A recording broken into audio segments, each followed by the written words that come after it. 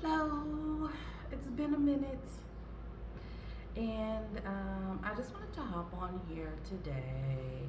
I hope everybody had a great New Year's, a happy New Year's, whatever your resolution was or is. I hope you're sticking to it. More power to you. I'm so proud of you. Keep up the great work. Don't mind my pajama dress. It's got a knot right here because it tore, but it's such a good dress. I didn't want to let it go. So my eyes are all red. It's very early and puffy, and yeah, whatever. But oh my gosh, that coffee is fantastic. So I put honey and cinnamon in my coffee, and I make my coffee with condensed milk. So great. I love coffee. I'm so addicted to it. But I wanted to hop on here because hold on.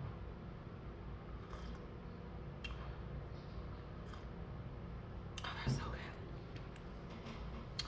So for the last couple of nights, I've been having these these very vivid dreams, and they're just kind of like freaking me out because they're very vivid, and I just don't know how to dissect them. Like, I don't know what they mean, and they're just like a little scary, and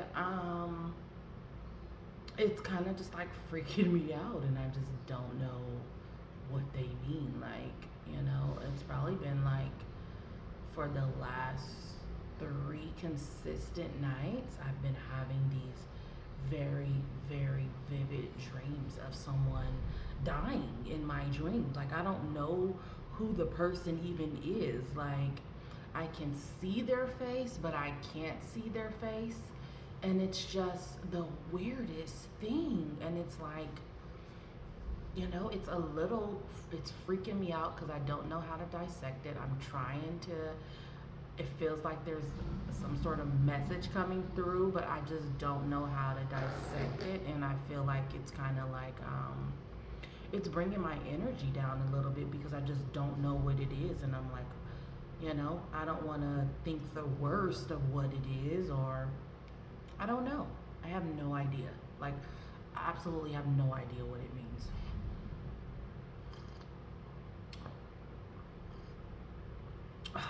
It's so good when it's so hot.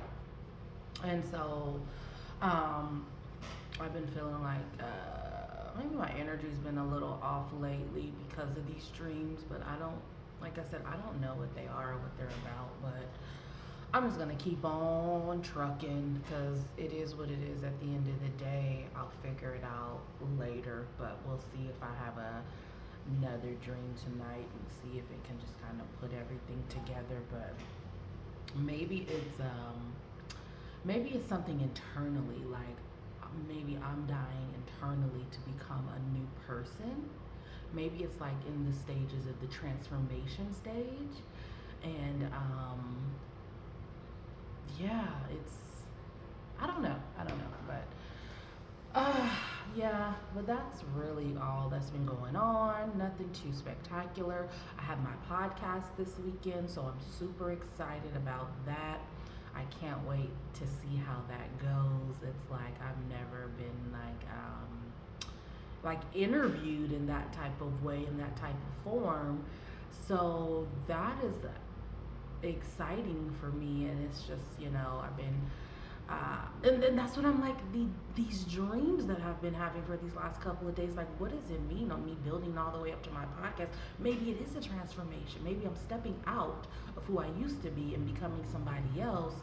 And then, with me having this podcast, it could bring a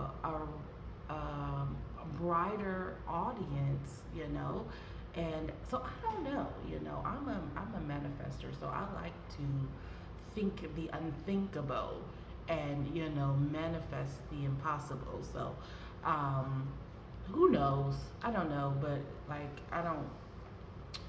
It's just kind of weighing me down a little bit. I also have a virtual speaking engagement engagement. I got a 30-minute speak. That's in March, so I'm super excited about that. So, it's everything's just coming along. There's this another podcast on January the 17th that I'm also going to be on. It's like a Q&A for women empowerment, and I think that's virtual, or is it in studio? I have to check and see. So it's like limited to like 30 women, and I think it is at the studio because I think she stated it's like a brand new studio, and it's like a Q&A session for like a couple of hours, and everyone just has their turn to speak and questions, and so that's pretty exciting. So podcasting, that's new for me. Well, everything is new for me, so whatever, but podcasting seems everybody's into it. We are such in a virtual world nowadays. It's like everything's virtual, everything's online, everything's on the computer, that's just the type of world that we live in. So, you gotta learn to adapt and get into the networking spirit and the virtual spirit and everything like that. So all this coffee is hitting this morning. I don't want to drink it too fast. It's so good. And so just, my goal is going to be at least try to start doing a speaking engagement. Even if I can do like one once a week, I think that's good. Whether it be virtual or in person. I have some other speaking engagements that I want to go to, and you know what I'm starting to notice, that this speaking world is expensive. Like until you start getting paid to speak, you have to pay to speak. And it's like, and it's not like I'm doing it for the money, because the money will come. I'm not worried about that. My thing is the networking, putting myself out there, being presented in front of people, starting to, get my niche and get my focus on who I am, my target audience is. Like, all of that is a big thing in this speaking world. So that's what I'm working towards and working for. And it's like, to get sponsors and different things like that. But it's like, you got to come out of the pocket a lot for a lot of these things. And I'm starting to notice that. But it's like, I have to be very choosy which ones I want to go to, because I mean, these things are kind of like, $300 and up. Like, I mean, the one that I have for March, that was $150 for a 30-minute speaking slot. So it's like, I'm a single mom. So shoot, I'm gonna start my own podcast and get my own stuff going over here, cheese and rice. But I'm just trying to spread a broader message, a broader audience, and so it's fine. But it's like it's like you don't know what you don't know unless you know it. And it's like, coming from the insurance background, and then when it's like when you're switching over to a whole new career and a whole new path, it's like it's the total eye opener, because no, I didn't think this is something that I would ever imagine doing. Even in the process of writing the book, like, that's a lot. It's like I have to take time to do that, and it's like, what, it takes a lot to be great. It really does. Like, you have to put in the work. You have to put in the dedication. You got to put in the time. It takes a lot to be great. It doesn't take anything to be mediocre. Like, I can sit around on my butt all day and not do anything and be mediocre, and that's perfectly fine, but that's not fine for me. So it takes a lot to go out here to be great, to represent yourself, to be vulnerable, to be transparent. It takes a lot. There's so many people, that you can touch with your message, and it's like starting to realize that it takes a lot to be a great person. Like it takes everything out of you. You have to be your own network. You have to be your own boss. You have to be your own assistant. Until you start getting people to do all this stuff for you, booking your appointments and booking your calendar. Like it takes a lot to be great, to be an entrepreneur, to go out here to be a hustler, to go out here and be a go getter. Because it's like you know you speaking is like, okay, what is your message? Why should we pay you for your message? Like what do you have that you're going to be able to bring to our organization or to our people? And it's like you really have to go out here and promote yourself. What do you want? Of course I can see you.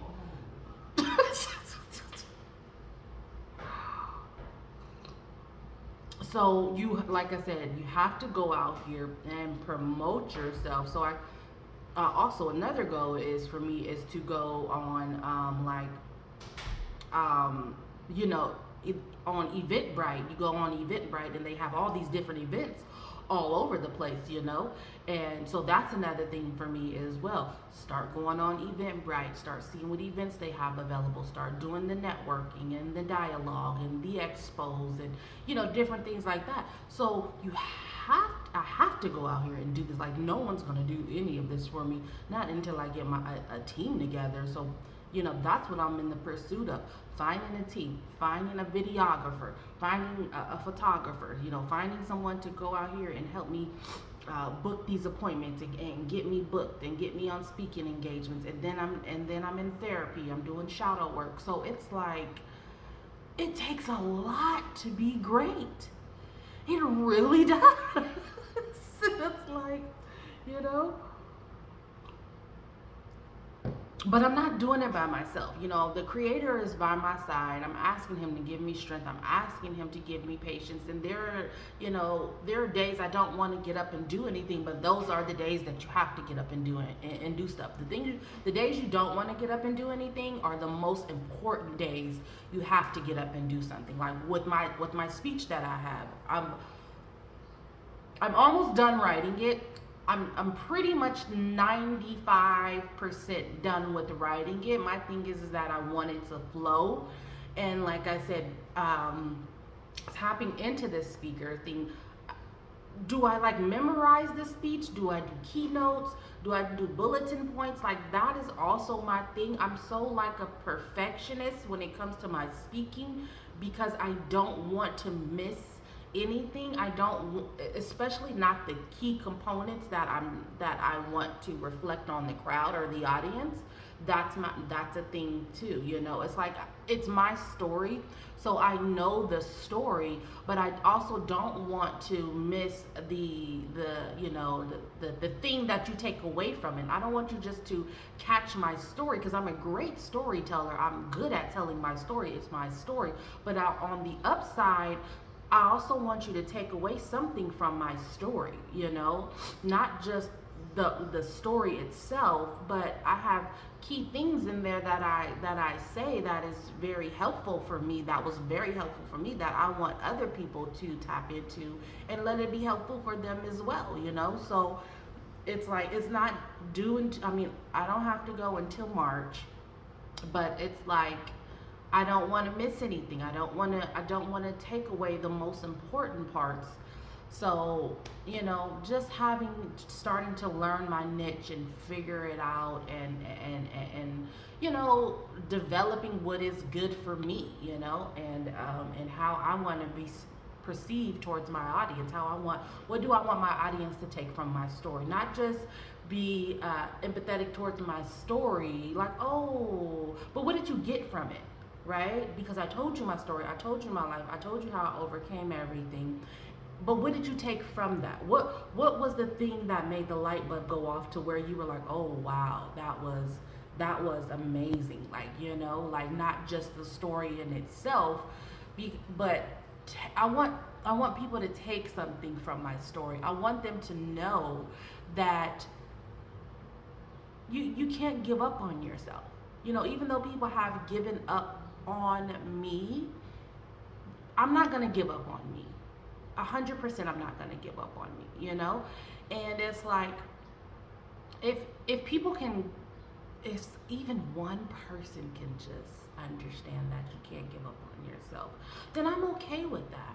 I just want the message to come across clear and concise, and I want people to know that, you know, whatever you decide to do in this world, do it with love and grace and mercy as the Creator has provided us, as the Creator has created us to do. Love is my thing is surviving love's struggle. Love is a big key factor for me and my message, and I want people to take I want them to take that. I want you to take that. Like, take that. That love is just, love is a battlefield. Love is a struggle. Love is the most powerful drug that anyone can ever consume. But at the same time, if you weren't given love, if you weren't shown love, you weren't even you don't even understand what the concept of love was, but also at the same time having to give it. That is a struggle in itself. Giving someone something that you never received is a struggle, and it's exhausting and it's overwhelming, because it's like, that's my thing for me, not being able to receive love at a young age, and having the epiphany of me not being celebrated at a young age, and not being loved, but at the same time having to show love and give love to my children, making sure that I tell them I love them, making sure that I'm giving them hugs, making sure that I'm not just providing for them, but making sure that they know that I am 100% here for them in whatever they decide to do. As long as you're not putting harm on yourself or others, then I'm going to be here for you.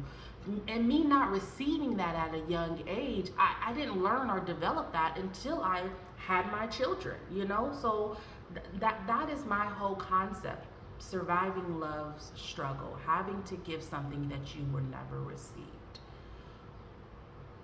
So like I said, that is my message that I want people to understand. And it's like, when you're loved by God and you're chosen by God and God chooses you, you are chosen at the end of the day.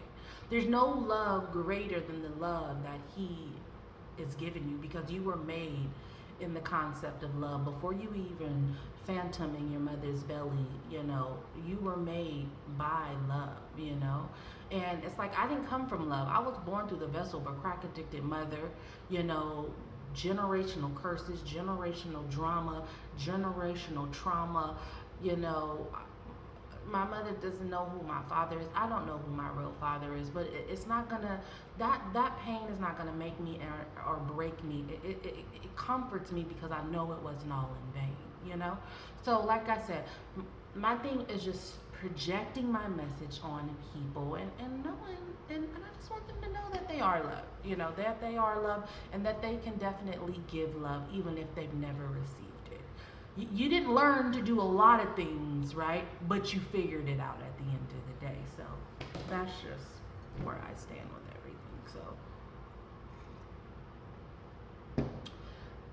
I'm excited.